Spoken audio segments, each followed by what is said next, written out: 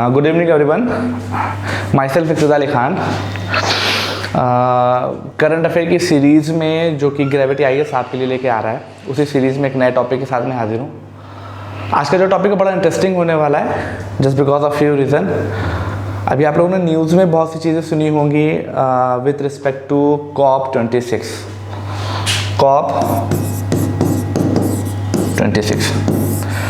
और ये continuous basis पे न्यूज़ में आ रहा है COP26। तो अब चूँकि इसकी एक मीटिंग है जो कि 31 अक्टूबर से स्टार्ट हुई और 12 नवंबर तक चली, जो कि कंप्लीट हो गई।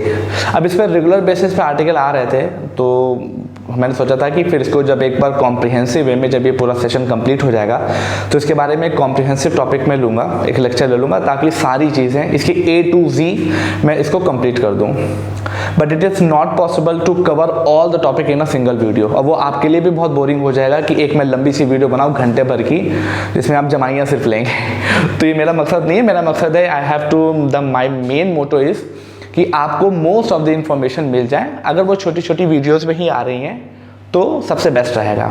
इसके लिए मैंने क्या किया है कि इस पूरे टॉपिक को हम COP26 को कंटेक्स्ट में लेंगे और उसके बाद हम व्हाट इज़ COP ये है किसकी, इसका हिस्टोरिकल बैकग्राउंड क्या है, ये किस कन्वेंशन से रिलेटेड है, वो कन्वेंशन कब अडॉप्ट थी, वो किस पर्पस पे थी, और भी बहुत सारे क्वेश्चन है जिसके बारे में हम बात करेंगे। तो इसको एक वीडियो में मैं नहीं करूँगा, मैं कुछ अभी आज की वीडियो में मैं इसके बारे में सिर्फ एक कंटेक्स्ट क्लियर कर दूंगा। फिर उसके बाद आने वाले जो सेगमेंट है उसमें मैं इसकी थोड़ा सा और भी चीज़ें एक्सप्लेन करूंगा, और जो थर्ड वन लेक्चर होगा उसमें मैं COP26 में कौन कौन से डिसीजन लिए गए उनके बारे में बात करूंगा, जो मेजर आउटकम है COP26 के। ठीक है, तो इस तरीके से हम सीरीज में पढ़ेंगे।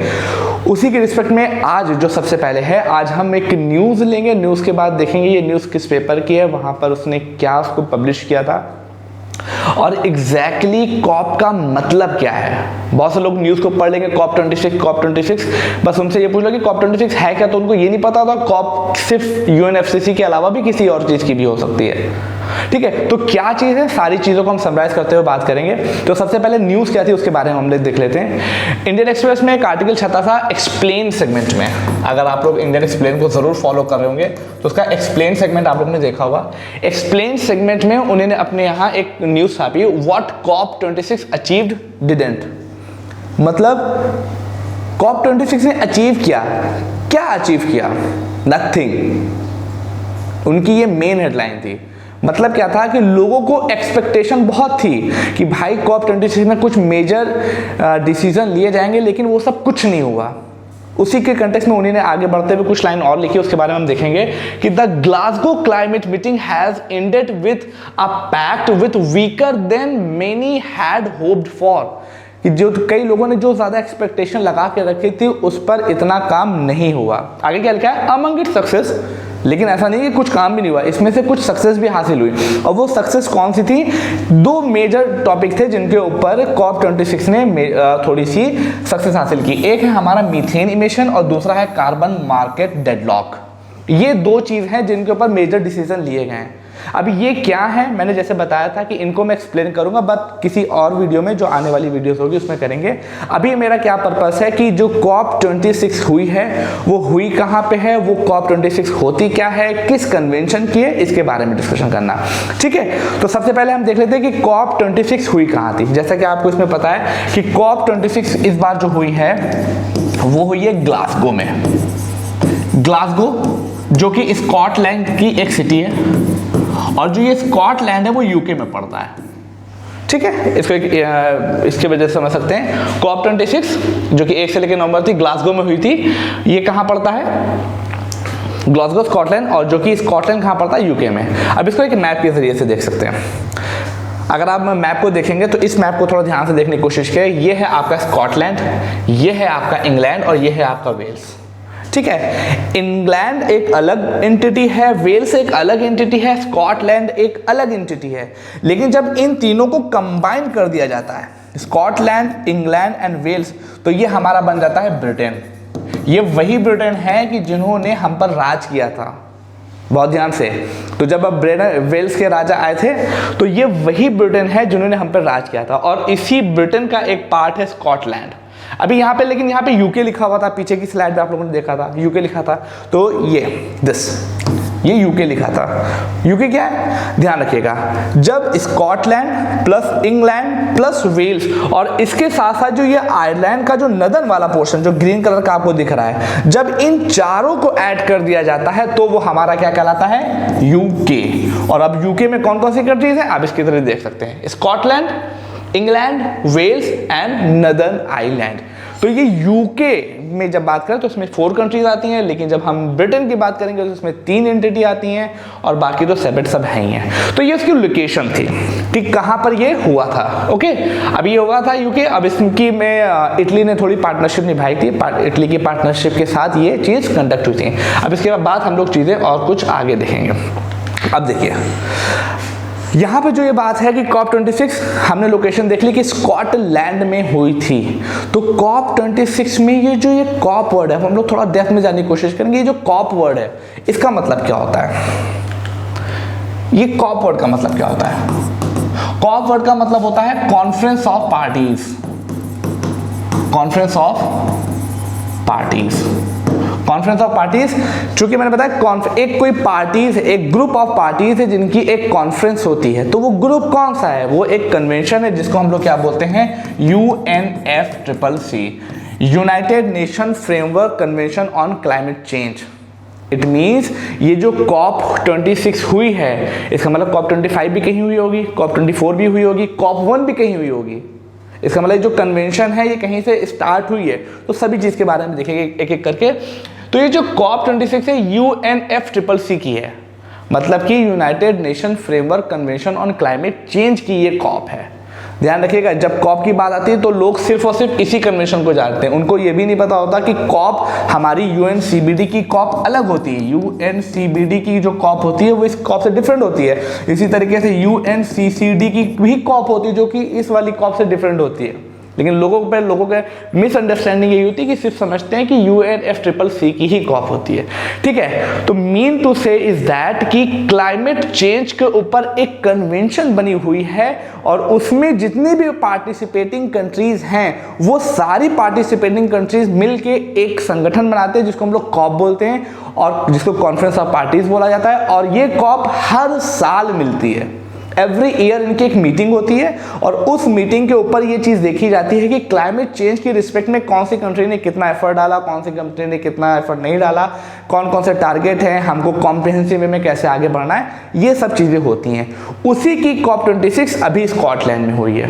इससे पहले भी COP25 हुई होगी, COP24 भी हुई होगी, COP22 भी हुई होगी, COP1 भी हुई होगी। ठीक है, तो COP1 का भी स्टार्ट है, ये सब चीज़ें भी हम लोग देखेंगे, सब चीज़ें एक सिंक्रोनाइज्ड ऑर्डर में देखेंगे। फिलहाल अभी हम लोग यहाँ पे बात करते हैं कि चीज़ें क्या स्टार्ट करनी है। तो ये जो क्लाइमेट चेंज के ऊपर कुछ पार्टीज मिली, इट मीन्स कुछ ना कुछ तो क्लाइमेट चेंज की रिस्पेक्ट में हुआ, तभी तो पार्टीज मिली। तो ये बात अगर हम लोग देखें, थोड़ी सी पुराना हम लोग को जाना पड़ेगा, इसमें थोड़ा सा हम लोग को बैक में जाना पड़ेगा। ये बात स्टार्ट होती है 1970s में, 1970s या एग्जैक्टली हम देखें 1972 में। बात क्या हुआ कि 1972 तक आते आते ये चीज़ लोगों ने एक्सेप्ट करना स्टार्ट कर दिया कि नहीं, हमें डेवलपमेंट तो चाहिए but not on the cost of environment, but not on the cost of environment. It means कि इन्वायरमेंट की रिस्पेक्ट में लोगों में पहली बार थोड़ी सी चेतना जाएगी कि भाई हमें एनवायरनमेंट को भी सस्टेन करना चाहिए। तो क्या हुआ 1972 में एक बहुत बड़ा सा इवेंट हुआ जिसको हम लोग स्टॉकहोम कॉन्फ्रेंस के नाम से जानते हैं। जस्ट लुक एट दिस, क्या नाम से जानते हैं? United Nation conference on human and environment. कहां पे हुई थी? United Nation conference of human and environment 1972 में ये हुई। इसमें क्या हुआ? इसमें सबसे पहले कहीं ना कहीं ये चीज़ देखी गई कि हमें सिर्फ डेवलपमेंट ही चाहिए, डेवलपमेंट तो चाहिए but not on the cost of environment. It means environment को हमको प्रिजर्व भी करके रखना है। तो ये एक कॉन्फ्रेंस हुई, बहुत मेजर पार्टीज भी गई। मैडम इंदिरा गांधी इंडिया की तरफ से रिप्रेजेंट करने के लिए इस कन्वेंशन में गई हुई थी। वहाँ पर बहुत सारी बातें हुई, बहुत सारी सिग्नेटरीज आए, बहुत सारे स्टेप लिए गए और उन्हीं स्टेप में से बहुत से मेजर आउटकम आए कि हर एक कंट्री कहीं ना कहीं अपने देश में कुछ ऐसे स्टेप लेगी ताकि वहाँ के एनवायरनमेंट को सेव करके रखा जा सके। ये सब चीज़ें वहाँ पे चली रही थी। तो इस कॉन्फ्रेंस में कुछ मेजर इवेंट भी हुए, उनमें से कुछ मेजर इवेंट जो हैं वो हम लोग देख सकते हैं। ये एक मेजर इवेंट हुआ था कि उसमें एक संस्था है जो एनवायरनमेंट की रिस्पेक्ट में बहुत इंपॉर्टेंट है और खासकर यूपीएससी की रिस्पेक्ट में ये बहुत ज़्यादा इंपॉर्टेंट इवेंट है कि ये चीज़ उसका आउटकम बनी कि the major outcome was the creation of United Nation Environment Programme. ये एक संस्था बनाई गई जो कि 1972 की कॉन्फ्रेंस के बाद ही बनाई गई थी। मतलब कहने का बस ये है कि 1972 में एनवायरनमेंट को लेके थोड़ी सी बस चेतना आ गई थी लोगों में, लेकिन ऐसा कोई खास स्टेप नहीं लिया गया था। ठीक है, लोगों ने थोड़ा सा कमिटमेंट की कि हम ये सब चीज़ें करेंगे, ये सब चीज़ें करेंगे। मैडम इंदिरा गांधी ने जब इंडिया को रिप्रेजेंट किया तो उन्होंने भी कुछ चीज़ें बोली कि मैं भी यहाँ पे कुछ करूँगी और हमारे देश भी एनवायरनमेंट को लेके थोड़ा सा सचेत होगा। मैडम ने बहुत सारे काम किए भी, बट बहुत अच्छे वे में ना ही इंडिया में ना ही पूरे वर्ल्ड में काम किए गए, लेकिन इंडिया में कुछ चीज़ें और भी स्टेप लिए गए थे। कभी वक्त मिलेगा तो उसके बारे में एक्सप्लेन करेंगे। धीरे धीरे टाइम गुजरता गया। 1972 के बाद 1972 के बाद लगभग 20 ईयर के बाद 20 ईयर्स के बाद रियो डी जेनेरियो जो कि एक ब्राजील की एक सिटी है, यहां पर एक बार फिर यूनाइटेड नेशन ने एक कन्वेंशन को एस्टैब्लिश कराया। क्या किया?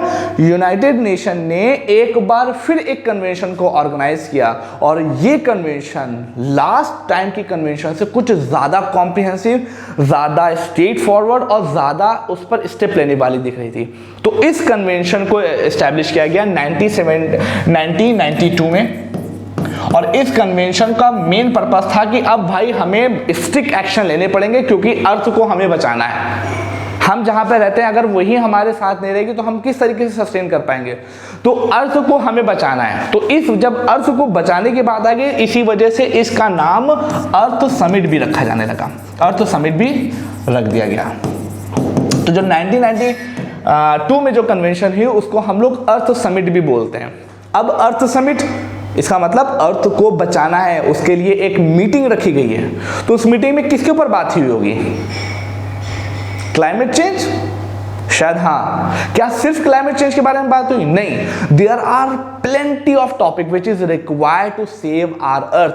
अब उनमें से क्या क्या चीजें थी? उनमें से एक थी क्लाइमेट चेंज, एक थी क्लाइमेट चेंज, दूसरी क्या थी? दूसरी थी बायोडायवर्सिटी को भी हमको सेव करना है भाई, बायोडायवर्सिटी। तीसरा क्या था? हमें डेजर्टिफिकेशन से भी लड़ना है, हमें डेजर्टिफिकेशन से भी लड़ना है। चौथी क्या थी? कि भाई हमें अपने रिसोर्सेज का इस तरीके से यूज करना है कि हम तो उसको अच्छे तरीके से यूज कर सकें बट हमारी आने वाली जनरेशन भी उसको बेहतर वे में यूज कर सके। इस चीज को क्या बोला जाता है? Sustainable development. तो सस्टेनेबल डेवलपमेंट के ऊपर भी बहुत सारे स्टेप लिए गए थे इसी कन्वेंशन में। Sustainable development, okay. तो ये जो मेजर और भी बहुत सारे मिसलेनियस टॉपिक हैं, लेकिन हमारा जो मेन फोकस है कि 1992 में जो कन्वेंशन हुई जिसको अर्थ समिट कहा गया, उसमें 4 ये मेजर टॉपिक थे और भी बहुत सारे टॉपिक थे। तो 4 मेजर टॉपिक थे कि हमें क्लाइमेट चेंज पे काम करना है, हमें बायोडायवर्सिटी पे काम करना है, हमें डेजर्टिफिकेशन पे काम करना है, हमें सस्टेनेबल डेवलपमेंट पे काम करना है। तो मैटर है भाई कैसे काम करेंगे? बातों से तो काम होता नहीं, we have to take some action. तो उस ही अर्थ समिट में ये डिसाइड किया गया कि क्लाइमेट चेंज की रिस्पेक्ट में एक पर्टिकुलर एक कन्वेंशन बनाई जाएगी और उस कन्वेंशन में जो जो पार्टीज आएंगी वो उनके मेंबर हो जाएंगे और वो पर्टिकुलर जो एंटिटी है, वो कन्वेंशन है, वो हर साल एक मीटिंग करेगी ताकि क्लाइमेट चेंज के ऊपर हर एक कंट्री क्या स्टेप ले रही है उसके ऊपर निगरानी रखी जा सके। देन वहीं पर आपके जिसके बारे में हम लोग बहुत सारी बातें कर रहे हैं, United nation framework convention on climate change की स्थापना की गई फॉर द क्लाइमेट चेंज। तो क्लाइमेट चेंज के लिए किस चीज की स्थापना की गई? UNFCCC की, ओके, ये इसकी स्थापना की गई। देन बायोडायवर्सिटी के लिए एक अलग कन्वेंशन की स्थापना की गई, UNCBD। United nation convention on biological diversity. Desertification के लिए क्या किया गया, एक नई कन्वेंशन की स्थापना की गई, UNCCD, इसकी स्थापना की गई। सस्टेनेबल डेवलपमेंट के लिए क्या काम किया गया, सस्टेनेबल डेवलपमेंट के लिए एक नया कॉन्सेप्ट आया, एजेंडा 21, एजेंडा 21। अब थोड़ा ध्यान से, ये जो एजेंडा 21 है, इसमें जो 21 है इसी के ऊपर यूपीएससी ने एक बार खेल लिया, पूछ लिया कि एजेंडा 21 में भाई 21 क्या है, तो लोग यार ये तो पता ही नहीं क्या था, सामने ही देख रहा था लेकिन हम नहीं कर पाए। तो एजेंडा मैटर इज दैट कि यूपीएससी कोई बहुत ज़्यादा रॉकेट साइंस तो आपसे नहीं पूछेगा कि हमें ये चीज़ चाहिए, ये चीज़ चाहिए, ये चीज़ चाहिए। पॉइंट इज दैट कि we have to just open our eyes, अपनी आंखों को खोले रखो, भाई सामने की चीज़ें पूछी जा रही हैं। अब आप बताइए एजेंडा 21 में, अब आप इसको जब पढ़ेंगे तो आपको या तो क्वेश्चन मुझसे पूछना चाहिए या तो आपको बात पता हो। अब आप तो मुझसे पूछ नहीं पाएंगे, ये बहुत रिकॉर्ड होकर जा रही है, लेकिन कमेंट सेक्शन में इसके बारे में आप पूछ सकते हैं, इसके बारे में नहीं, इसलिए तो मैं भी बता दूंगा। आने वाली चीज़ें हैं, जो क्वेश्चन आप लोग को नहीं समझ में आ रहे हो उसके बारे में आप कमेंट सेक्शन में हमसे क्वेश्चन पूछ सकते हैं। फिलहाल अभी एजेंडा 21 में 21 क्या है, 21 21st सेंचुरी को डिफाइन कर रहा है। 21 21st सेंचुरी को डिफाइन कर रहा है कि भाई हमें सस्टेनेबल डेवलपमेंट चाहिए 21st सेंचुरी पे, तो भाई 20th सेंचुरी पे क्यों नहीं किया जा रहा है? हो सकता है ना क्वेश्चन कि 20th सेंचुरी पे हम क्यों नहीं इसके ऊपर कर रहे हैं। ध्यान से देखिएगा, ईयर क्या है 1992, आपको सबको पता है, जग जाहिर है कि ये जो जब ईयर लिखा जाता है तो इसमें जो पहले के 2 डिजिट होते हैं ये प्रीवियस सेंचुरी को डिफाइन करते हैं। किसको करते हैं? प्रीवियस सेंचुरी को। और जो ये आखिरी के 2 होते हैं ये प्रेजेंट की सेंचुरी को डिफाइन करते हैं, प्रेजेंट सेंचुरी को डिफाइन करते हैं। जैसे 19 लिखा है, ये प्रीवियस सेंचुरी, मतलब 19वीं सदी गुजर चुकी है। प्रेजेंट सेंचुरी क्या चली? 20वीं सदी, 20वीं सदी उस समय की बात कर रहा हूं, आज की नहीं बात कर रहा हूं। 92 क्या है? ये प्रेजेंट सेंचुरी की उस समय की बात कर रहा है, मतलब कि जो उस समय की करंट सेंचुरी चल रही थी। तो उस समय कौन सी सेंचुरी चली थी? 19 ये थी, तो ये 20वीं थी। तो 20वीं खत्म होने में कितने साल बाकी थे? 8 साल। अरे भैया 8 साल बचे हैं, तो 8 साल के लिए क्या काम करें? आने वाली सेंचुरी के लिए काम करो। इसी वजह से एजेंडा 21 रखा गया। तो एजेंडा 21 में 21st सेंचुरी को डिफाइन कर रहा है कि हम एक एजेंडे के जरिए से सस्टेनेबल डेवलपमेंट को अचीव करेंगे। बात समझ में आ रही है ना? समझ में आ रहा ना? चलिए ठीक है। तो 1972 पहले हुआ एनवायरनमेंट के रिस्पेक्ट में, देन 1992 रियो डी जेनेरियो में बहुत मेजर स्टेप लिए गए। उन्हीं मेजर स्टेप में से क्लाइमेट चेंज को लेके हमने UNFCCC बनाई, बायोडाइवर्सिटी को लेके UNCBD बनाई, डेजर्टिफिकेशन को लेके UNCCD बनाई, और सस्टेनेबल डेवलपमेंट को लेके एजेंडा 21 हम लाइमलाइट में लेके आए। ये कहानी है, पीपीटी में देख लो भैया, ठीक है, पीपीटी में देख लो, सब कुछ लिखा हुआ है। चाहो तो आप लोग वहां से लिखिए। कहाँ चला गया? बड़ा डिफिकल्ट है भैया ये सब, तो हमसे ना होता। चलिए ठीक है। United Nation conference of environment and development UNCED Rio de Janeiro में हुई, ब्राजील में हुई, 1992 में हुई। आगे it is also known as Earth Summit, बता चुके हैं। नेक्स्ट मेजर आउटकम क्या हुआ है? देखिए भैया, पहला आउटकम क्या था? सस्टेनेबल डेवलपमेंट के लिए एजेंडा 21 अडॉप्ट किया गया। बायोडाइवर्सिटी के लिए UNCBD डेवलप की गई। डेजर्टिफिकेशन के लिए UNCCD, फुल फॉर्म क्या है वो भी लिखा हुआ है, पढ़ लीजिएगा। और क्लाइमेट चेंज के लिए क्या किया गया? United nation framework convention on climate change. देखिए लाल लाल हरा हरा लिख दिया है, इसका मतलब है यही पे तो बात करनी है, सारा मैटर तो यही है। हम इतने क्यों कचर कचर कर रहे हैं? क्योंकि इसी पे बात करनी है, ठीक है। अब ये क्या है इसके बारे में देखते हैं। बाकी चीजें भी बहुत इंपॉर्टेंट है, ऐसा नहीं कि एक क्लास में सब कुछ हो जाएगा। एक क्लास में कुछ नहीं होता 20 मिनट की वीडियोस में, ये भी इंपॉर्टेंट है। तो फिलहाल अभी जो मेरा मेन टॉपिक है हम उसके ऊपर बात करेंगे। अगर वीडियो चाहिए तो कमेंट सेक्शन में आप लोग लिखिए, उसके बारे में वीडियो सब बनाई जाएगी और बहुत गजब बनाई जाएगी, ठीक है। तो UNFCCC के ऊपर बात करते हैं। समझ में आ रहा ना कहाँ से आ रही है? अभी बहुत चीजें और समझ में आएंगी। नेक्स्ट, ठीक है। देखिए भैया UNFCCC क्या है? UNFCCC का नाम क्या है? देख लो भैया, सबको पता है। कब इसको अडॉप्ट किया गया था? 1992 में, अर्थ समिट में। ये फोर्स में कब आई? 1994 में। ध्यान रखिएगा, एक एक डेट इंपॉर्टेंट है, point to be noted. Adopt इसको कब किया गया? 1992 में, लेकिन ये फोर्स में कब आई? 1994 में।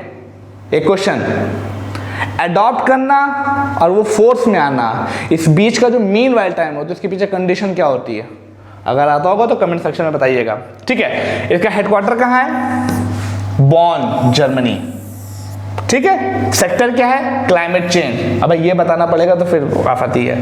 क्या इंडिया उसका सिग्नेटरी है? यस, इंडिया उसका सिग्नेटरी है, बट इंडिया ने 1992 में सिग्नेचर तो कर दी थी, लेकिन इसको रेटिफाई कब किया? 1993। अब अगर एक कन्वेंशन को कोई कंट्री रेटिफाई करती है तो इसका मतलब क्या है कि सपोज दैट कि क्लाइमेट चेंज की रिस्पेक्ट में जो ब्राजील में हुई तो इंडिया के डिप्लॉय वहां पे गए, उन्होंने कहा कि भाई हाँ ठीक है हम इस कन्वेंशन को मान रहे हैं। वो हुआ अडॉप्ट करना, सिग्नेटरी होना। लेकिन उसको रेटिफाई करने का मतलब क्या होता है? रेटिफाई करने का मतलब होता है कि उस रिस्पेक्ट में जो वहां पे साइन करके आया हो ना, उसकी रिस्पेक्ट में क्या आपने अपने कंट्री में कोई लॉ बनाया या नहीं? हाँ, कब बनाया? साइन कर दी 1992 में, लेकिन लॉ हमने कब बनाया? 1993 में। तभी उसको बोला गया कि हमने रेटिफाई कब किया? 1993 में। ठीक है, ठीक है। बाकी यूएनएफसीसी ध्यान रखिएगा, ये एक लीगली बाइंडिंग कन्वेंशन नहीं है। बहुत most important point, the most important point is that legally binding नहीं है। अगर लीगली बाइंडिंग होती ना तो जो डोनाल्ड ट्रम्प साहब थे वो ऐसे करे रहते हैं, वो ये ना कहते कि भाई हम यूएनएफसीसी से बाहर जा रहे हैं। जबकि बार हमारे बड़ू साहब आए वहाँ बाइडन जी, तो वो फिर से आए, बड़े सज्जन पुरुष हैं। ठीक है, तो लीगली बाइंडिंग नहीं है। अगर लीगली बाइंडिंग होती तो अमेरिका पेरिस कन्वेंशन से वापस ना आता है। पेरिस कन्वेंशन क्या है सब बताएंगे, धीरे धीरे बताएंगे, सब एक साथ नहीं लेना है। ठीक है, लीगली बाइंडिंग नहीं है। अब इसका क्या क्या है? इसका काम क्या होता है कि भाई हमें क्लाइमेट चेंज को किसी भी तरीके से एडजस्ट करना है। अब क्लाइमेट चेंज क्या है, ये एक अलग टॉपिक है। क्लाइमेट चेंज क्या है कि क्लाइमेट हमारा चेंज हो रहा है। कैसे हो रहा है? ग्लोबल वार्मिंग की वजह से हो रहा है। ग्लोबल वार्मिंग क्यों हो रही है? बिकॉज एटमॉस्फेयर में कुछ ग्रीन हाउस गैसेस का कॉन्सेंट्रेशन बढ़ रहा है ना। बहुत सारी चीजें, सब चीजें करेंगे लेकिन धीरे धीरे, फिलहाल अभी यहीं पे फोकस करते हैं। तो ये कुछ बेसिक फैक्ट हैं जो प्रीलिम्स के लिए बहुत इंपॉर्टेंट है। Move on to next slide. हाँ दादा चलिए, ठीक है। अब देखिए यूएनएफसीसी का मतलब समझ में आ गया। अब देखिए, अब सारी बात आएगी जहां से हमने बात अपनी स्टार्ट की थी, COP26 से। हुआ क्या? यूएनएफसीसी बन गई, इंडिया ने उसमें सिग्नेटरी हो गया, बहुत सारी कंट्री सिग्नेटरी हो गई, बहुत सारी कंट्री, लगभग 190 प्लस कंट्री सिग्नेटरी हो गई। तो हुआ क्या कि जो 190 प्लस कंट्रीज उस पर सिग्नेचर की है, उसको रेटिफाई किया है, वही सारी कंट्री मिलने के बाद जब हर साल मीटिंग करती हैं, हर साल जो मीटिंग करती हैं वही उनकी कॉप कहलाती है, कॉन्फ्रेंस ऑफ पार्टीज कहलाती है। फिर से मैं बोल रहा हूं, जो एक कन्वेंशन होती है, ये कन्वेंशन कोई भी हो सकती है, यूएनसीसीडी भी हो सकती है तो उसकी कॉप अलग होगी, यूएनसीबीडी हो सकती है उसकी कॉप अलग होगी। ठीक है, यहां पे किसकी बात हो रही? यूएनएफसीसीसी की, तो इसकी कॉप अलग है। मतलब यूएनएफसीसी में कोई कंट्री जो पार्टिसिपेट की हुई है, ये उसकी सिग्नेटरी है, उसके जितने मेंबर जब हर साल मिलते हैं तो उसी को हम लोग कॉप बोलते हैं। ठीक है, तो ध्यान से एक बार इसके बारे में पढ़ लेते हैं कि the COP is the supreme decision making body of the convention. मुझे लगता है एकदम इजी है। All state that are parties to the convention are represented at COP. ये सब पार्टी है तभी तो रिप्रेजेंट करेंगे। और इस कॉप की जो मीटिंग होती है वो हर साल होती है, हर साल होती है। ठीक है, हर साल कॉप की मीटिंग होती है। अब कुछ फैक्ट, पहली कब स्टार्ट हुई, दूसरी कब स्टार्ट हुई, तीसरी कब स्टार्ट हुई, 26वीं कब हुई, इसके बारे में कुछ फैक्ट देख लेते हैं। ध्यान रखिएगा, इसकी जो पहली कन्वेंशन थी, जो पहली कॉप हमारी बनी थी, जो पहली कॉप बनी थी वो हुई थी बर्लिन जर्मनी में। कहां पे हुई थी? कहां गए भैया? पहली कॉप थी हमारी बर्लिन जर्मनी में हुई थी 1995 में। ध्यान रखिएगा, डेट ऑफ एडॉप्शन क्या है? 1992। डेट इन फोर्स वाली कब है? 1994। और पहली कॉप कब हुई है? 1995 में। ठीक है, अब 25, 26, 27 तो आप याद नहीं रख सकते हो, तो most important one you have to learn. First one Berlin Germany में 1995 में हुई, दूसरी याद रख सकते हो लेकिन मैंने नहीं लिखा, बहुत पीपीटी बड़ी हो जाती, पढ़ाने के लिए तो सब लिख सकते हैं, लेकिन important one is most important. यही तो खेल है यूपीएससी में। The most important thing is that कि ये आपको जानना जरूरी है कि क्या नहीं पढ़ना है। अगर आप ये जान गए ना तो चीजें बहुत इजी हो जाएंगी। Correct one. तो कॉप 1 इंपॉर्टेंट है चूंकि पहली है, जान ली। 1995 में कहाँ पे हुई? बर्लिन में। द मोस्ट इंपॉर्टेंट कॉप 3 सबसे ज़्यादा बवाली, मतलब जिसका क्वेश्चन आंसर बनेंगे, अभी हम आपको बताएंगे कॉमन बट डिफरेंशिएटेड रिस्पॉन्सिबिलिटी क्या होती है। ये सब चीज़ें इसमें हुई हैं, ये इसके लिए मुझे एक डेडिकेटेड लेक्चर अलग लेना पड़ेगा, वो भी लंबा। तो कॉप 3 कब हुई? क्योटो में। क्योटो कहाँ पड़ता है? जापान में। ये मीटिंग कब हुई? 1997 में। इसी के अंदर से एक सेगमेंट निकला था जिसको हम लोग क्योटो प्रोटोकॉल के नाम से जानते हैं, और बहुत दर्द दिया है इसने, क्योटो प्रोटोकॉल ने। बहुत ऐसे ऐसे क्वेश्चन पूछे हैं ना, अगर आपके कॉन्सेप्ट क्लियर नहीं होंगे ना तो हालत खराब हो जाएगी, लेकिन है ना यहाँ पे ना सब कुछ क्लियर हो जाएगा। तो कॉप 3, कॉप 2 इतनी इंपॉर्टेंट नहीं है, कॉप 3 बहुत इंपॉर्टेंट है जो क्योटो में हुई। अब उसके बाद जल्दी से कूद आइए कॉप 8 पे। क्या भारत में कभी UNFCCC की कोई कॉप हुई? हाँ हुई, कॉप 8 2002 में, ठीक है। उसके बाद ये बहुत इंपॉर्टेंट है कॉप 21, जिसके ऊपर अभी हम लोग काम कर रहे हैं। कॉप 21 आपकी पेरिस में हुई 2015 में, बहुत इंपॉर्टेंट है। ये भी एक अलग डेडिकेटेड, एक नहीं 2 से 3 लेक्चर लेगी ताकि आपको एक एक चीज कंप्लीट करा दी जाए, बहुत इंपॉर्टेंट।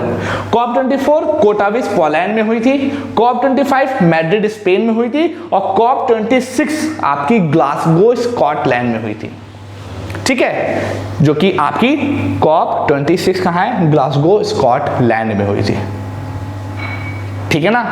अभी बस हमने ये जाना है कॉप 1 से लेके कॉप 26 तक का सफर। कॉप है क्या? UNFCCC की है। UNFCCC ओरिजिनेशन में कब आया, इसके बारे में जाना। उसके साथ साथ क्या चीजें आई, कब आई, उसके बारे में हमने जान लिया, ठीक है। उससे पहले क्या हुआ था 1972 में, उसके बारे में हमने थोड़ा सा जान लिया। यहाँ तक इतना ही रखते हैं। अब इसके बाद जो इसके बाद नेक्स्ट लेक्चर होगा उसमें हम एग्जैक्टली बात करेंगे कि कॉप 26 के मेजर आउटकम क्या है। जैसे प्राइम मिनिस्टर नरेंद्र मोदी जी ने नेट जीरो इमिशन 2070 की प्लेज ली है, मैं सिर्फ एग्जांपल बता रहा हूँ। हम देखेंगे पूरे वर्ल्ड में क्या प्लेज ली गई है, इंडिया ने क्या प्लेज ली। इंडिया ने कुछ प्लेज ली है, पंचमित्रा का एक कॉन्सेप्ट दिया है। दूसरा मोस्ट इंपॉर्टेंट थिंग जो इंडिया की तरफ से हुई, नेट जीरो इमिशन हम करेंगे कब? 2070 तक। और भी क्या चीज़ें हुई हैं, नेट जीरो इमिशन का क्या प्रोसेस है, और जो सबसे पहले मैंने दिखाया था आप लोगों को, अगर आप लोगों को ध्यान में आ रहा हो, हमने सबसे पहले आपको दिखाया था न्यूज़ के बारे में, और ये न्यूज़ में ये methane emission and carbon market deadlock, ये क्या है एग्जैक्टली, इसके बारे में हम एक डेडिकेटेड लेक्चर बनाएंगे जो सिर्फ कॉप 26 के बारे में होगा। फिलहाल आज के लेक्चर में हम यहीं पर रखते हैं। अगर किसी को कोई डाउट हो तो इसके बारे में कमेंट सेक्शन में लिखे, और अगर किसी को कुछ पूछना हो तो वो भी वहाँ पर लिख सकता है। और वीडियो अगर अच्छी लगे तो उसको लाइक ज़रूर कर दिएगा, और कोशिश करिएगा इसी तरह का वैल्यूएबल कंटेंट। देखिए हम लोग का मेन पर्पस है to stick to you on to the track of UPSC, because the need is here कि हमें अपनी फ्रिक्वेंसी को UPSC की फ्रिक्वेंसी से मैच करना है। अगर कर ले गए तो ट्यूनिंग पे रेड FM बजेगा, नहीं तो नहीं बजेगा, ठीक है। यही अपना टारगेट है, और इसी चीज़ों के साथ फिर मुलाकात होती है नेक्स्ट डे नेक्स्ट टॉपिक के साथ। Thank you very much.